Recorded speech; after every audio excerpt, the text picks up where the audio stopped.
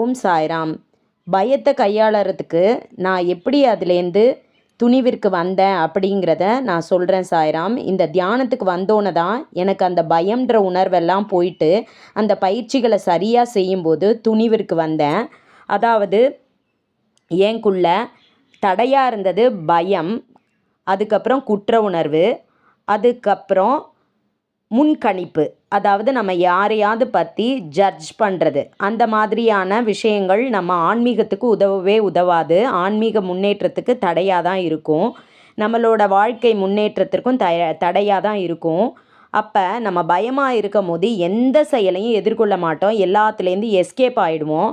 ஆனால் இப்போ நம்மளுக்கு ஒரு ஃபோன் பேசுகிறதுக்கு பயமாக இருந்தால் அந்த ஃபோன் எடுத்து பேசணும். அதே மாதிரி எங்கேயாவது ஒரு கோயிலுக்கு போனால் பிரச்சனை வந்துடும் நினைக்கிறீங்களா, விலகுறீங்களா? அப்படி விலகாதீங்க, போயிட்டே இருங்க. இந்த மாதிரி எதிர்கொள்ளும் போது வெற்றி அடையலாம்.